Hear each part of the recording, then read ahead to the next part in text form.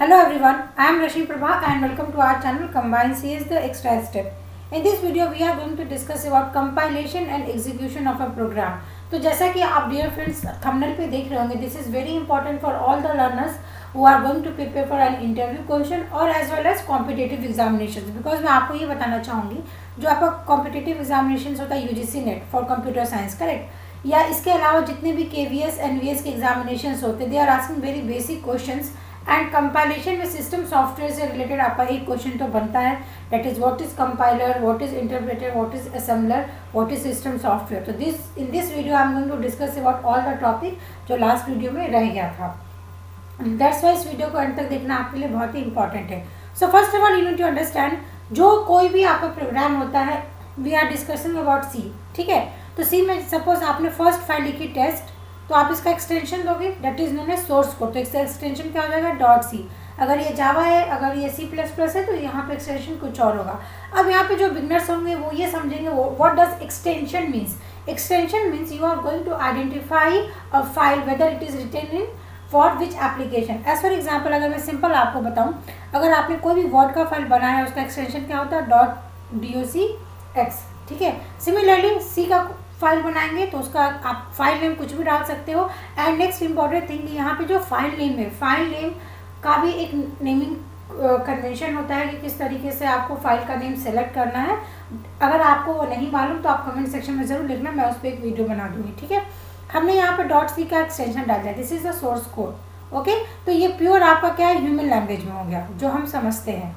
इसके बाद जब भी आप इस फाइल को देंगे, आप सी प्रोग्रामिंग में लिखोगे, then it is going to be first check by C preprocessor. तो हमने ये देखा था, अगर सपोज मैंने टेस्ट डॉट सी लिखा तो इसको मैं कैसे लिखूंगी, I will write again hash include standard header file. जो इनपुट आउटपुट का होता है उसे हमें इंक्लूड करना इंपॉर्टेंट है इन सी लैंग्वेज. हमने लिखा एक return type and that is the main function, जो कि हर सी फंक्शन में एक फंक्शन होना कंपलसरी है and that is main. And main में मैंने सिंपली लिख दिया, सपोज मैंने यहाँ पर लिखा printf हेलो. ठीक है, I just return hello message. तो ये एक नॉर्मल सा प्रोग्राम है, बिकॉज कि मैंने वहाँ पे इंटीजर लिखा है, दैट इज़ ये फंक्शन कुछ सर्टेन वैल्यूज़ को रिटर्न करेगा. इट मीन्स यहाँ पे आपको रिटर्न स्टेटमेंट लिखेगा. लेटर सपोज मैंने लिखा, अगर वो सक्सेस एग्जीक्यूट करेगा return 0 and I have just close the program. तो इस एग्जाम्पल को ही हम लेके चलेंगे. अब हमने वहाँ पे क्या देखा, जो हैश इंक्लूड है. ठीक है, हैश इंक्लूड में हमने क्या समझा था, जो हैश इंक्लूड है आपका ये प्री प्रोसेसर डायरेक्टिव्स है, that is anything written by hash it is preprocessor. मतलब जब आपका कंपाइलर इसको कंपाइल करेगा उससे पहले यहाँ पे सर्टेन कमेंट्स होगा, सर्टेन स्पेसेस होगा, सर्टेन कुछ और भी कंडीशनल कंपाइलेशंस के लिए रहेंगे, तो वो सबको क्या होता है, इग्नोर करेगा. ठीक है, अब यहाँ पे मैंने एक वर्ड यूज़ किया कमेंट, तो मैं यहाँ पे भी साथ में उसको बताते जाऊँगी कि कमेंट क्या है. आप क्या करते हो, व्हाट्सएप पे फेसबुक पे कमेंट प्रोवाइड करते हो. Comment means if you have seen a picture and that pictures looks very beautiful, तो आप वहाँ पे कमेंट लिखते हो. सिमिलरली आप इस वीडियो के एंड में भी अपना फीडबैक देते हो, that is again a comment. Similarly अब आप मान के चलिए इसका टोटल नंबर ऑफ कितने लाइन्स है, 1 2 3 4 5 6, this is 6 lines of code. तो यहाँ पे जो बिगनर्स है वो ज़रूर समझेंगे यहाँ पे कि LOC is the short form of lines of code, जो बहुत ही टेक्निकल वर्ड होता है आपके प्रोग्रामिंग में, लाइन्स ऑफ कोड. ठीक है, यहाँ पे आप LOC मतलब बॉर्डर मत समझिएगा, ये बिगनर्स के लिए मैं बोल रही हूँ. अब यहाँ पे क्या होगा कि सपोज ये तो 6 लाइन का कोड है. सिमिलरली अगर मैं किसी कंपनी स्पेसिफिक की बात करूँ तो 6000 लाइन का होगा, 6 करोड़ का होगा.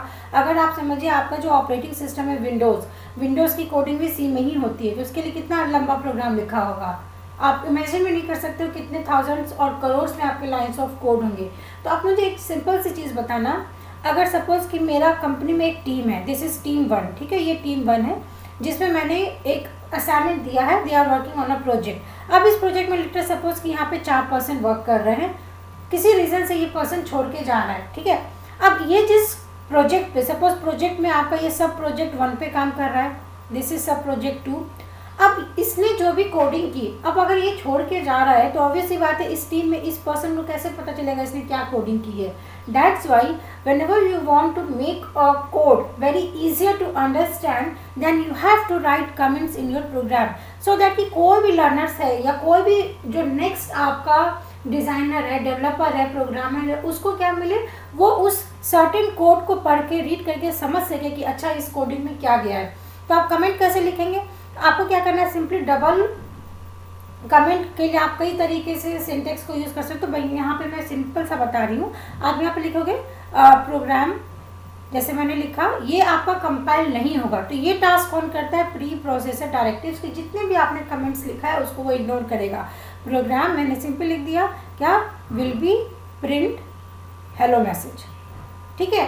तो this is how you are putting comment. तो आप देखो कि एक सिंगल वीडियो में मैंने बहुत छोटे छोटे एलिमेंट्स को डाला है। तो अगर आपको कहीं पे भी कोई भी डाउट हो तो आप कमेंट सेक्शन में पूछना, ठीक है। सी प्रोसेसर दैट इज, तो इसके बाद जो आपका कोड बनेगा that is known as expanded C codes. क्यों, क्योंकि आपने जब यहाँ पे इसको इग्नोर किया तो उसको एक्सपैंड कर दिया आपका प्री प्रोसेसर डायरेक्टिव्स। उसके बाद ये कोड आता है आपके कंपाइलर के पास।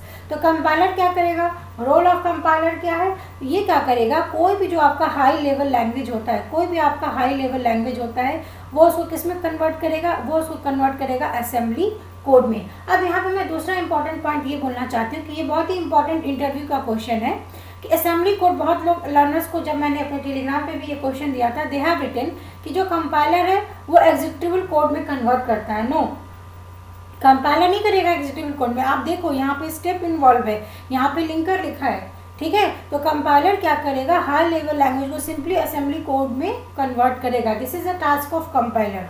अब उसके बाद लिंकर का क्या काम है कि लिंकर असेंबली कोड को लेगा और वो उसको मशीन कोड में कन्वर्ट करता है, that is also known as executable code. वो लिंकर का काम है, वो कंपाइलर का काम नहीं है। तो यहाँ पे हमने एक बहुत इंपॉर्टेंट पॉइंट को डिस्कस किया। इसके बाद लिंकर क्या करेगा, जैसे हमने यहाँ पे लिखा हैश इंक्लूड stdio.h, ठीक है। तो अब लिंकर क्या करेगा कि ये जो प्रिंटर फंक्शन है ना, प्रिंटर फंक्शन, ये एक फंक्शन है और हमने पहले देखा था कि you have to declare a function, you have to define a function. तो वो हम लेटर फंक्शन को जब पढ़ेंगे तो डिटेल में समझेंगे। यहाँ पे मैं आपको छोटा सा ये समझाने की कोशिश कर रही हूँ कि अगर आप माने इस लाइन को हमने यहाँ से हटा दिया, ठीक है। अब इस मेन फंक्शन में हमने प्रिंटफ लिखा। एक छोटी सी बात बताओ कि अगर हमने प्रिंटफ लिखा तो हमें कैसे मालूम पड़ेगा कि ये प्रिंटफ फंक्शन आपका आउटपुट के लिए होता है। आपको ये फंक्शन में बताना पड़ेगा ना कि okay this function is meant for printing the output. तो ये हमने क्या बोला कि ये हमारा लाइब्रेरी फंक्शन है। क्यों, क्योंकि ऑलरेडी प्रिंटफ को हम यूज़ कर रहे हैं। जैसे अगर मैं सिंपल इसको रिलेट करूँ, जैसे अभी मैं बताती हूँ वर्ड है, ठीक है। वर्ड है, या वर्ड को छोड़िए, आप पावर पॉइंट ले लीजिए, ये पावर पॉइंट ले लीजिए। पावर पॉइंट पे आपके डिफरेंट टेम्पलेट्स होते हैं, you are going to select a template as per your requirement. Similarly in a programming language आपके पास सर्टेन कई सारे क्या होते हैं, फंक्शंस होते हैं, जो लाइब्रेरी फंक्शंस होते हैं, जो उसको आप यूज़ करते हो। तो जब आप इसको यूज़ करेंगे तो कहीं ना कहीं आपको इसका बताना पड़ेगा कि भैया कहाँ से यूज़ करना है। तो वो काम किसका होता है, लोडर का होता है। तो आपको नाम से ही समझना, लिंक करने का मतलब कि इस फाइल में जितने भी आपको एग्जीक्यूटिबल कोड बन रहे हैं, यहाँ पे जो रीलोकेटेबल है, रीलोकेटेबल कोड का ये मीनिंग हो गया रीलोकेट, LOCATABLE, ठीक है। कि अगर आपने एक प्रोग्राम लिखा है, उसमें अगर सपोज आपने लिख दिया, लेटर सपोज मैंने लिख दिया गो टू 150, ठीक है, गो टू 150। तो अगर आप इस लाइन पे एग्जीक्यूट कर रहे हैं, इसके बाद आपने यहाँ पे लिख दिया गो टू 150, तो इसका कंपाइलर कहाँ पे चला जाएगा, वो लाइन नंबर 150 पे चला जाएगा। तो दिस इज हाउ कि लिंकर लिंक करेगा आपके प्रोग्राम के एग्जीक्यूशन को, ठीक है। और लोडर क्या करेगा कि जो भी आप सिस्टम डिफाइन या लाइब्रेरी फंक्शंस यूज़ कर रहे हो, तो वो प्रिंटफ का डेफिनेशन कहाँ पे जाएगा, standard input output header files में जाके वो सर्च करेगा कि प्रिंटफ का सिंटेक्स क्या है, वेदर आपने सही लिखा है या गलत लिखा है। एंड उसके बाद अगर वो प्रॉपर रहेगा, कोई अगर एरर नहीं रहेगा आपके प्रोग्राम में, तो आप सिंपली आउटपुट देख सकते हो। आउटपुट यहाँ पे क्या आ जाएगा, हेलो, ठीक है। तो यहाँ पे मैं दूसरा एक और पॉइंट आपको बताना चाहूँगी। I will just take a new slide and new slide में आपको ये बताने की कोशिश करूँगी कि किस तरीके से हमने यहाँ पे किया। अब देखिए, तो प्रोग्राम में मैंने बहुत इंपॉर्टेंट टॉपिक्स डिस्कस किया, डेट इज कमेंट्स क्या है, ठीक है। तो यहाँ पे मैं आपको बता दूँ, कमेंट मतलब आप इस तरीके से भी लिख सकते हो। अगर आपको मल्टीपल लाइन कमेंट्स लिखना है तो आप इस तरीके से लिख सकते हो, ठीक है। ये स्टैंडर्ड होता है कि अगर आपको मल्टीपल लाइंस में लिखना है तो आप इस तरीके से लिखिए। This is for single line, अगर सिंगल लाइन का कमेंट लिखना है। इसके बाद इसी में मैंने आपको कंपाइलेशन प्रोसेस बताया, जो कि बहुत ही इंपॉर्टेंट है किसी भी एग्जामिनेशंस के लिए। क्या कि आपका एक हाई लेवल लैंग्वेज का प्रोग्राम होगा, that is known as source code. उसको क्या करेगा, प्री प्रोसेसर डायरेक्टिव्स में जो भी आपका कमेंट्स है, स्पेसेस है, उसको रिमूव करेगा। देन कंपाइलर उसको कन्वर्ट करेगा किस में, असेंबली कोड में। इसके बाद असेंबली कोड में क्या होगा कि जो आपका लिंकर है, लिंकर उसको लिंक करके एग्जीक्यूटेबल कोड में कन्वर्ट करेगा। उसके बाद यहाँ पे लोडर होता है जो डिफरेंट फंक्शंस आपने कहाँ से यूज़ किया उसको इंक्लूड करेगा अपने फाइल में, एंड फाइनली आपको आउटपुट मिलता है। तो this is the compilation process. If you have any doubt just write down in the comment section. उसके बाद मैंने यहाँ पे आपको ये बताया कुछ technical word, that is LOC क्या होता है, that is lines of code, ठीक है। उसके बाद आई होप हमने यहाँ पे एक्सटेंशन की बात करी, हमने यहाँ पे ये बताया आपको कि if you are writing a comment तो कमेंट क्यों नेसेसरी है, क्यों, क्योंकि वो आपके प्रोग्राम की रीडेबिलिटी को इंक्रीज करता है। So this was all about a video जिसमें मैंने ये मैक्सिमम पॉइंट्स को कवर करने की कोशिश की है। बट इफ़ यू थिंक कि अगर आपको कहीं ना कहीं किसी टॉपिक में स्टिल कोई डाउट रह गया तो आप इसी वीडियो के डिस्क्रिप्शन में जाकर मुझे कमेंट में ज़रूर लिखें। And this is our channel, so we are the beginners but still we have so many subscribers जो हमें सुनते हैं, फॉलो करते हैं, and we are making a genuine video. तो मैं आपको ज़रूर बोलूँगी कि अगर आपको ऐसा है कि if you want to learn coding from scratch तो आप इन सारे वीडियोस को ज़रूर कवर करें। डेट इज़ अभी हमने ज़्यादा वीडियोस नहीं बनाया है, पार्ट 1 पार्ट 2। आप बैकलॉग्स क्रिएट मत करिए, whenever I am publishing a video आप कोशिश करिए उसी दिन उसको कन्वर्ट करें। This is the Telegram channel and this is the group. आप इस ग्रुप को भी ज़रूर ज्वाइन करके रखें, क्यों, क्योंकि आप मेरे से यहाँ पे क्वेश्चंस डायरेक्टली पूछ सकते हो and I will provide you the solutions. So this was all about today's video. Again हाँ, ये मैं डिस्क्रिप्शन बॉक्स से बात कर रही थी कि आप चैनल को इस तरीके से सब्सक्राइब करिए, आप इसको सर्च कर सकते हो, एंड फेसबुक पे भी आप नोटिफिकेशंस के लिए ज्वाइन कर सकते हो। So thanks for watching. If you have any doubt just right in the comment section. Thank you so much.